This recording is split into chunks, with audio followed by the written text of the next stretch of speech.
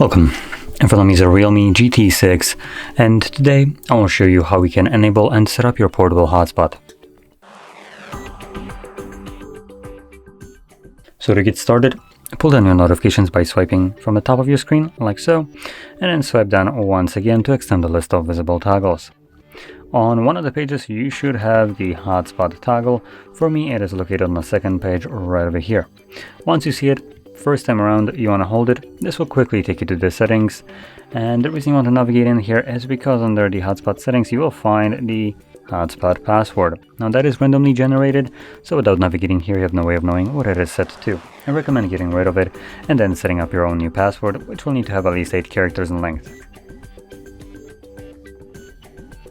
So I'm gonna make mine very simple, but it doesn't really matter. Now below that we have a couple additional options which you can customize to fit your exact needs. I'm going to keep them as they are set by default. Make sure you select save once you change the password to actually save the changes. And from there, find the toggle once more.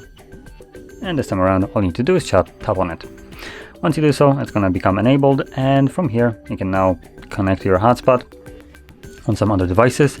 Now, one last thing to keep in mind is your hotspot will consume more of your phone's battery, so if you're done using it, I do recommend turning it off.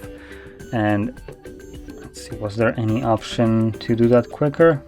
Nope, there is nothing that basically turns off the hotspot automatically. Oh, no, never mind, there it is. So automatically turns off hotspot after 10 minutes of an activity. I do recommend keeping that on as it will save your battery a little bit.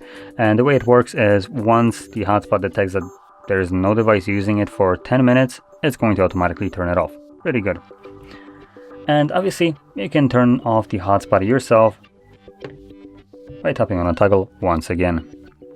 So, with that being said, if you found this video helpful, don't forget to hit like, subscribe, and thanks for watching.